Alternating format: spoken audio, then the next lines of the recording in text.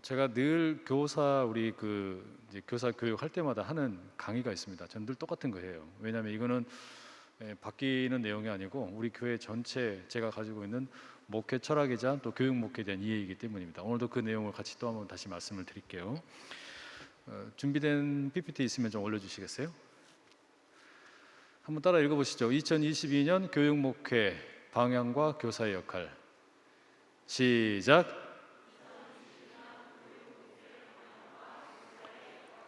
네, 저기서 다음 장 넘겨보시면 아시겠지만 작년에 했던 내용하고 똑같습니다. 2021년에서 2022년으로 숫자만 하나 바뀌었어요. 그러나 저는 그게 중요한 거는 반복이 필요하다고 생각을 해요. 저는 교회의 그 신학적인 비전에 대한 이야기를 먼저 좀 드리고 싶어요. 그 교회가 뭐 하는 곳이냐라고 하면은 교회는 믿는 바를 따라서 행동하는 공동체입니다. 그러니까 믿음이 있고 자신들이 믿는 것이 있기 때문에 그 믿음을 따라서 행동을 해요. 그죠? 이게 우리 교회 공동체라고 말할 수 있어요. 그러니까 내가 뭘 믿는지를 알아야 되겠고요. 그 믿는 바를 따라서 이제 움직이려고 하는 어떤 그 실천, 이제 이게 있어야 되겠죠. 이거를 우리가 이제 그 믿음이라는 말은 뭐로 바꿀 수 있냐면 교리라는 말로 바꿀 수가 있겠고, 행동이라는 말은 교회에서 펼쳐지는 여러 가지 사역이라는 말로 바꾸어도 무방합니다. 그러니까 우리가 교회에서 여러 가지 사역을 하는데, 사역이라고 하는 게 뭐 그냥 뭐 효과 좋은 거, 이렇게 하니까 잘 먹히더라, 이렇게 하면 잘 통하더라, 뭐 그냥 그렇게 하는 게 아니고 뭔가 그 신학적인 기초가 있다는 이야기예요. 그게 이제 교리가 되는 거고, 그 교리를 따라서 우리는 교회에서 사역을 이제 펼쳐가게 되는 겁니다. 근데 문제가 있어요. 무슨 문제냐면 이 교리에서 사역으로 이어지는, 그러니까 믿음에서 행동으로 이어지는 이 연결고리가 되게 약합니다. 약할 때가 많아요. 무슨 이야기냐면 흔히 이제 우리가 이제 목사 안수를 받기 전에 신학 교육을 받잖아요. 신학교에서 이렇게 이제 공부를 하고 난 다음에 목회 현장으로 가면 자주 듣는 이야기가 있어요. 뭐라 그러냐면 신학교는 현장을 몰라, 이렇게 이야기해요. 신학교에서는 현장을 모른대요. 근데 또 목회 현장에 나오면 또 뭐라 그러냐면 목회 현장은 신학이 없어, 이렇게 이야기돼요. 아마 이와 비슷한 이야기를 우리 회사 생활 하시는 분들도 아마 종종 하실 거 아닌가라는 생각이 들어요. 그러니까 대학과 이 어떤 회사 어떤 관계가 꼭 그럴 때가 있죠. 대학은 회사의 현실을 몰라, 이렇게. 그러니까 말하자면 대학을 졸업을 해서 어떤 이제 새로운 사원이 신입사원으로 회사에 들어간단 말이에요. 근데 이게 뭐 써먹을 게 없어, 처음부터 다시 가르쳐야 돼, 뭐 이렇게 이야기하는 분들이 꽤 많아요. 그래서 뭐 산학 협력을 한다, 그런 이야기 많이 하잖아요. 반면에 또 이제 회사에서는 어떤 이윤 창출을 위해서만 너무 이렇게 달려가다 보니까 어떤 학문적인 깊이가 없어, 뭐 이런 이야기들이 나온단 말이에요. 특히나 교회에서 이런 일들이 종종 일어나는 거예요. 우리는 믿음을 따라서 행동을 해야 됩니다. 그리고 그 교리를 따라서 우리의 사역이 펼쳐져야 되는데 많은 경우에 이런 어떤 갭이 생기는 거예요. 이런 일들이 많이 생겨요. 그래서 교회들마다 어떻게 하냐면 무슨 뭐 신학적으로 이게 옳은가 그른가 이게 중요한 게 아니라 어떻게 하는 게 효과적인가, 이걸만 먼저 생각을 해요. 그래서 저 교회가 이렇게 하니까 막 부흥을 했다더라, 그러면 다 우와 하고 그리 따라가는 거예요. 근데 어떤 신학적인 반성이나 이런 신학적인 어떤 자기 성찰이 없어요. 또 반면에 너무 신학적인 것만 생각을 하는 경우에는 이제 무슨 일이 생기겠습니까? 이게 실천에 대한 어떤 연구가 부족한 거예요. 어떻게 이 일을 우리가 그럼 실제로 사역으로 만들어낼 건지 그 머리가 없는 거예요. 일머리가 없는 거예요. 근데 이런 경우들이 꽤 많습니다. 그래서 팀 켈러 목사님이 뭐라 그러냐면은 이 교리와 사역 사이에가 뭐가 필요하냐? 다음 장 넘겨보세요. 신학적 비전이 필요하다 그랬어요. 신학적 비전이라는 게 뭐냐면 이 교리와 사역의 중간에 있는 역할입니다. 다리 역할을 하는 거예요. 그러니까 이 교리 그러면 뭡니까? 예를 들어서 뭐 하나님은 전지전능하신 분이다, 뭐 이런 거 아닙니까? 그러니까 신론, 기독론, 뭐 교회론, 뭐 이런 것들이에요. 그건 이제 교리란 말이에요. 근데 이 교리와 그 교리를 바탕으로 해서 사역을 펼쳐가야 되는데 이 둘 사이에 너무 거리가 멀어요. 때로는 다리가 필요해요. 그거를 신학적 비전이라는 것으로 연결을 지어주는 겁니다. 그래서 신학적 비전을 팀 켈러 목사님의 용어를 좀 빌려서 표현을 해보자면 이렇게 돼 있어요. 함께 읽어보실게요. 시작. 우리가 믿는 교리를 가지고 특정 시간과 장소에서 무엇을 행할 것인지에 대한 비전. 제가 다시 한번 말씀드려 볼게요. 우리가 믿는 교리, 그러니까 우리가 믿는 바 신앙의 내용이 있어요. 어떤 신학의 기초가 있는 거예요. 이걸 가지고서 이것을 어떻게 지금 우리가 살고 있는 2022년에 대한민국에서 이것을 우리가 구체적인 실행을 위한 비전으로 만들 거냐 이거예요. 왜 그러냐면은 교리라고 하는 것은 오랜 시간 동안 축적된 어떤 일종의 어떤 그 신학적인 뭐랄까 어떤 그 이 규범이 되거든요. 근데 이게 이제 옛날 1세기 당시와 또 뭐 15세기와 16세기와 지금 21세기와 다르단 말이에요. 그러니까 이거를 어떻게 하면 오늘에 맞게끔 오늘의 언어로 바꾸어서 바꿔줄 거냐 이 말이죠. 그래서 신학적 비전이 필요해요. 그 중간 역할을 해주는 게 믿음이 행동이 될 때 그 중간에, 그 다음에 교리가 사역이 될 때 그 중간 역할을 해주는 이 신학적 비전이 필요하다는 이야기입니다. 자, 그 다음 페이지 넘어가 보시면 저는 오늘 아주 간단하게 이야기하고 오늘 저는 세례요한의 심정으로 여기 본 거예요. 세례요한 다음에 이제 예수님이 오셔야 되잖아요, 그죠? 그러니까 이제 오늘 뒤에 이어질 내용은 따로 있으니까 저는 아주 짤막하게 끝내고 여튼 가장 기초적인 우리 교회 늘 반복하는 내용을 말씀드릴 테니까 그 다음에 이제 여러분 그 다른 내용을 이제 함께 하시면 됩니다. 자, 그래서 신학적 비전이란 걸 이렇게 말하면 됩니다. 변하지 않는 복음을 변하는 세상에 선포하기 위한 비전이다. 이렇게 정리할 수가 있어요. 말하자면 안산제일교회의 전통은 개혁교회 전통이에요. 우리 교회는. 그리고 우리는 개혁교회 중에서도 이제 장로교 전통을 갖고 있어요. 웨스트민스터 신앙 고백을 가지고 있고 하이델베르그 신앙 고백을 가지고 있고 이와 같은 여러 가지 어떤 신학적인 고백을 같이 함께하는 여러 수많은 사람들 가운데 우리가 있는데 우리는 유럽에 있지 않고 우리는 북미 지역에 있는 게 아니고 우리는 대한민국에 있어요. 여기에서 지금 2022년이라는 때에 살고 있어요. 이때에 우리가 이 변치 않는 복음을 엄청나게 빠르게 변하는 세상 가운데서 어떻게 구체적인 사역으로 만들어 갈 거냐라는 거예요. 이제 그것을 우리 오늘의 언어로 어떻게 만들어 갈 거냐. 여러분 그게 뭐라고 생각하세요? 그걸 어떻게? 그게 제가 늘 하는 이야기예요. 이따가 말씀드릴게요. 그게 뭔지 맞추시는 분에게 제가 상품 드릴게요. 제가 뭐 이야기 하려는지 혹시 아시는 분 계세요? 여러분 눈으로 보고 있어요. 좀 이따 예? 예, 저거요. 예, 저거는 올해 거고 제가 하려고 하는 이야기 요겁니다. 요거. 자, 다음 페이지 넘어가 보십시오. 그 페이스북이라는 SNS의 그 사이트에 들어가 가지고 페이스북의 사명이 뭐냐 이거 찾아보게 되면 우리말로 제가 번역을 해놓은 거예요. 당사 페이스북의 사명은 사람들에게 커뮤니티를 이룰 수 있는 능력을 주어 세계를 더욱 가까워지도록 만드는 것이다. 제가 만든 게 아니라 마크 주커버그가 만든 말이에요. 페이스북의 사명으로 저렇게 만들어 놨어요. 그러니까 페이스북의 사명이라고 하는 것은 사람들이 커뮤니티를 이룰 수 있는 능력을 주고 싶대요. 그렇게 해서 뭐 하는 거냐면 사람과 사람 사이가 더 가까워지도록 하는 것이래요. 이게 이 페이스북이라는 SNS를 만든 창업자의 정신입니다. 그러니까 그게 우리가 딱 들으면 이해가 되잖아요. 아, 그렇구나. 이 페이스북이라고 하는 것이 일종의 플랫폼이 되어가지고 도구가 되어서 그러면 사람들끼리 커뮤니티가 만들어지고 그 커뮤니티를 통해서 한국에 있는 사람과 인도에 있는 사람이 저 유럽에 프랑스에 있는 사람이 미국에 있는 사람이 서로 함께 모여가지고 가까워질 수 있겠네. 세상이 그렇게 가까워진다는 이야기구나. 이거를 담아낸 거예요. 이게 일종의 사명 선언문이죠. 이 회사의 사명 선언문이 이렇게 이제 압축적으로 표현이 된 겁니다. 이와 같은 것을 만들어내는 게 뭐냐면 신학적 비전이에요. 그러니까 신학적 비전은 신론, 뭐 기독론 또는 뭐 교회론 이와 같은 어떤 교리적인 어떤 이해를 우리 교회에서의 구체적인 사역으로 만들어가는 데 있어서 어떻게 구체적으로 표현할 거냐. 우리 뭐 할 거냐. 이게 우리 뭐 할 거냐. 우리 뭐 할 것인지에 대한 사명 선언문과 같은 겁니다. 자, 넘겨보세요. 우리 교회 사명이 뭐냐. 교회의 사명 함께 읽어보실게요. 시작. 교회의 사명은 사람들에게 가족 공동체를 이룰 수 있는 복음의 능력을 경험케 하고 나아가 이웃에게 더욱 가까이 다가가도록 돕는 것입니다. 이것도 제가 몇 년째 계속 이야기 드리는 내용입니다. 아마 특별한 사정이 없는 한 계속해서 저는 이걸 주장할 거예요.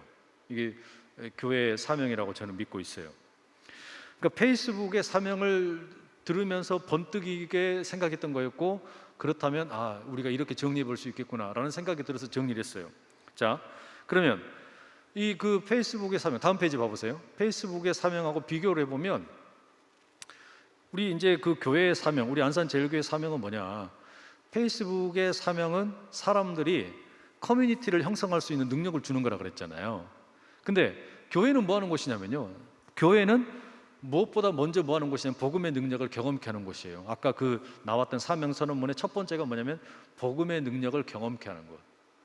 그걸 표현하는 그 신학적 비전이 뭐냐면 날마다 천국잔치가 펼쳐지는 교회예요. 그러니까 우리 교회가 지향하는 첫 번째는 뭐냐면 우리 교회에 온 사람들이 그가 누가 되었든지 간에 복음의 능력을 좀 경험하면 좋겠다는 거예요. 이것은 장년에게만 해당하는 게 아니라 당연히 우리 어린이들에게도 해당하는 것이고 청소년들에게도 해당하는 것이고 영유아 유치 아이들에게도 해당하는 이야기겠죠.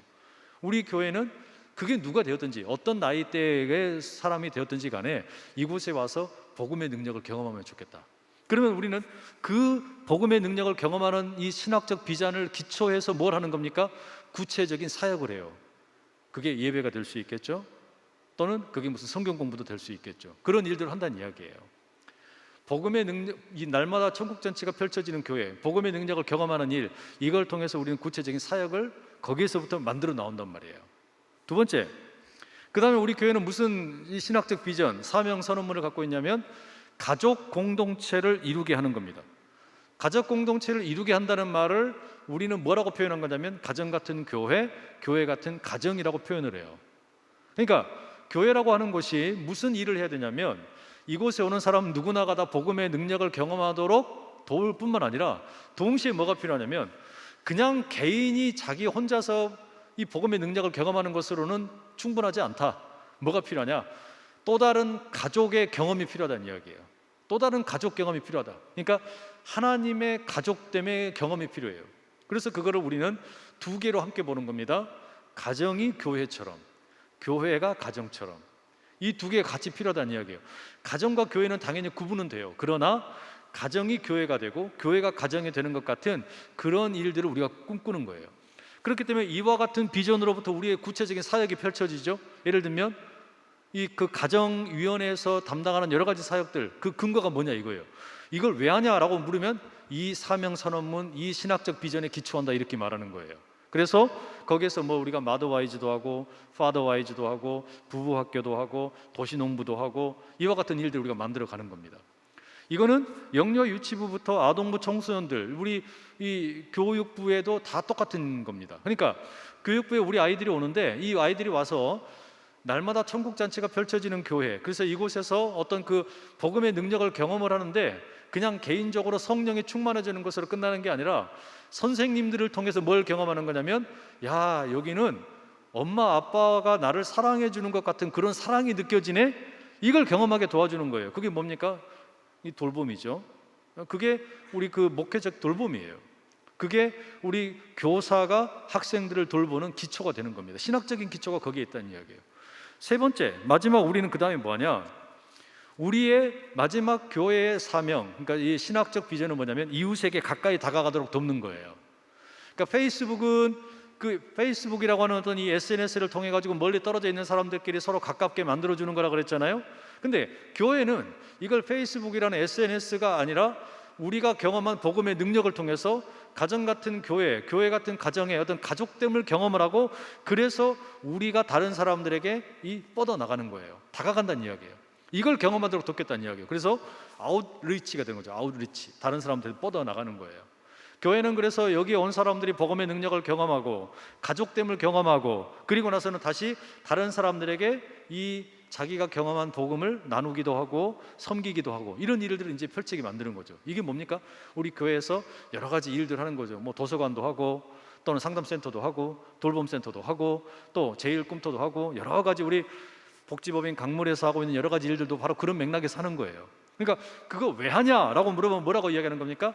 이런 신학적 비전이 있기 때문에 우리 교회는 이와 같은 사명 선언이 있기 때문에 거기에 기초해서 이렇게 한다라고 이야기하는 겁니다. 그러면 근데 교육부에서는 어떻게 해요? 교육부도 똑같아요. 교육부에 우리 아이가 왔어요. 아이가 오면은 우리 아이들을 우리가 어떻게 그러면 이제 가르칠 거냐? 어떻게 아이들을 위한 사역을 만들 거냐? 복음의 능력을 경험케 하는, 그래서 이 날마다 천국잔치가 펼쳐지는 그런 예배를 드려요. 그리고 우리 아이들이 이곳에서 선생님들로부터 따뜻한 사랑을 경험하면서 가정 같은 교회를 경험을 하는 거예요. 교회 같은 가정을 경험을 하는 거예요. 그리고 나서 이 아이들이 뭐 하는 거냐면 학교에 가서 또는 유치원에 가서 자기 친구들 만나면 그 아이들에게 내가 받은 이 사랑이 있기 때문에 따뜻하게 그 아이들을 또 따뜻하게 대해주고 손을 내밀어주고 섬기는 그런 일들을 자연스럽게 하도록 우리가 만들어 간다라는 이야기예요. 간단하죠? 저는 그래서 아주 그냥 아주 원론적인 원칙적인 이야기 드린 거예요. 저는 여기에서 우리의 어떤 제가 가지고 있는 목회 철학, 우리 교회에서 목회를 하면서 어떤 사역을 왜 하냐, 그걸 왜 하냐라고 물으면 저는 이걸로 답을 해요. 우리 교회는 날마다 천국잔치가 펼쳐지는 교회이기 때문에, 우리 교회는 가정 같은 교회이고 교회 같은 가정이기 때문에, 그리고 우리 교회는 도시의 영성을 새롭게 하는 교회니까. 그게 우리가 썼던 말인데 이번 올해 총에서 쓰는 말이 사실은 그대로 똑같아요. 복음으로 교회를 새롭게 하고 세상을 이롭게 한대요. 똑같은 말이에요. 교회가 새로워진다라는 게 하나님의 가족됨을 경험하는 일이잖아요. 천국잔치를 경험을 하면서. 그리고 세상을 좀 이롭게 하는 일을 감당을 하면 좋겠대요. 그러니까 사실 같은 맥락의 이야기예요. 그래서 이와 같은 교육 목회를 하는데, 다 마지막 페이지 봐보세요. 이런 일들을 하는 데 있어서 그럼 이제 구체적인 전략이라는 게 나와요. 구체적인 전략. 그러니까 그렇구나, 신학적 비전이 있고 이걸 가지고서 우리가 이제 어떤 구체적인 사역을 하는데, 사역을 할 때 그럼 어떤 전략을 짤 거냐, 그건 이제 누구 몫이냐면 여러분들 몫이에요. 어떤 전략을 가지고 나갈 거냐. 자, 여기 보면 우리의 목적, 그 다음에 그 목적을 따라서 우리가 하려고 하는 어떤 사역의 구체적인 방향, 이름이 정해졌어요. 이 방향을 가지고 이제 구체적인 전략을 만드는 거, 어떤 식으로 할 거냐, 이건 이제 우리 각 부서에서, 왜? 영유아 유치부의 전략이 다르고 아동부의 전략이 다르고 청소년부의 전략이 달라야 되는 거예요. 같으면 안 돼요, 그죠? 그러니까 그게 달라야 되는 게 맞고, 그것을 이제 만들어가는 게 각 부서에서 우리 모든 교육자들과 교사분들이 혼연일체가 되어가지고 감당해야 될 이 일이 되는 겁니다. 당연히 그렇게 하는 거죠. 다만 우리가 공통적으로 가지고 있는 어떤 전략을 세울 때 고려해야 될 몇 가지 질문들은 있다. 그래서 몇 가지를 제가 적어놨어요. 첫째, 우리 교회가 이와 같은 어떤 그 신학적 비전을 갖고 있는 것을 한 단어로 압축을 하면 선교적 교회라고 할 수 있어요. 우리는 전통적인 교회에서 이제는 그냥 사람들을 끌어모으는 매력적인 교회를 뛰어넘어서 선교적 교회로 나가려고 하는 거예요. 그러면 이와 같은 흐름에 발 맞추어서 개별적인 각각의 부서들이 어떻게 부응할 거냐, 이게 필요한 거죠. 두 번째, 코로나 팬데믹 이후에 우리가 이제 온라인 세대가 되어가는, 온라인과 오프라인이 함께 하이브리드로 우리가 다가오고 있는데, 이런 시대에 어떻게 그럼 다음 세대들에게 다가갈 거냐. 오늘 강의 주제 보니까 메타버스 시대의 교회 교육이더라고요. 흥미롭잖아요, 그죠? 그게 뭐예요? 이 온라인이 점점 친숙해지는 시대에 어떤 전략이 필요하냐, 이거예요. 그러니까 그런 어떤 방향에서 이야기, 오늘 아마 우리 김성준 교수님 이야기해 주지 않을까 싶은 생각이 들어요. 세 번째, 디지로그, 접속과 접촉의 균형이 필요해요. 교육 목회도 마찬가지고 교육 목회도 마찬가지고 다 마찬가지죠. 접속은 온라인에서의 접속을 통해서 우리가 만나는 것이라면, 접촉이라는 건 뭡니까? 터치하는 거잖아요. 실제 손과 손이 만나는 거잖아요. 이 두 개를 어떻게 균형을 만들 거냐, 이 말이에요. 왜? 교회에는 이게 뭡니까? 이 육화된 그리스도께서 이 땅에 오셔가지고 말씀이 육신이 되셔서 우리 가운데 보여준 모범이 있잖아요.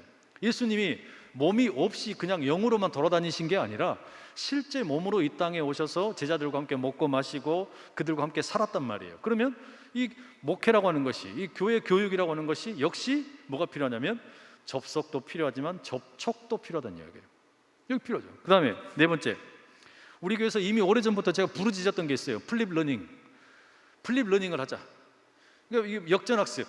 그러니까 교회에 와가지고 복음을 가르치고 복음의 내용을 이렇게 그냥 전파하는 게 아니라, 교회 교육, 그러니까 복음에 대한 내용의 가르침을 가정에서부터 이루어지게 만들고, 여기 와서는 거기에 대한 하브로타 교육, 토론의 학습, 거기에 대한 질문과 대답이 함께 이루어지는 이런 과정들을 함께 갖자.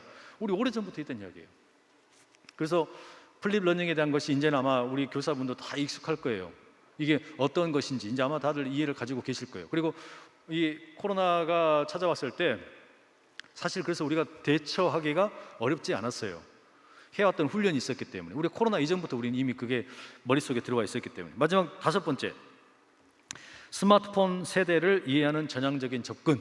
무슨 얘기냐면, 제가 그 청소년 목회할 때는 제가 청소년 목회할 때 되게 크게 했었거든요. 한 1,000명씩 모였어요, 애들이. 동네 애들이. 저 신도시에서. 그러니까 그때는 뭐였냐면은 그 주로 뭐하고 싸우냐면은 그 학원하고 전쟁을 했어요. 학원이랑.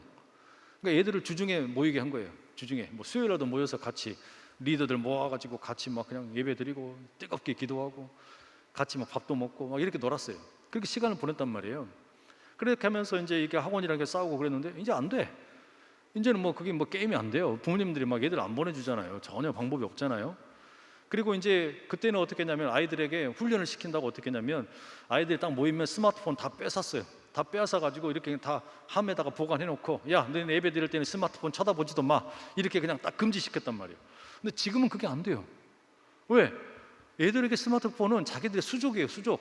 근데 스마트폰을 뺏어가 버리면 그건 뭐냐, 손발을 잘라버린 거나 마찬가지예요, 애들이.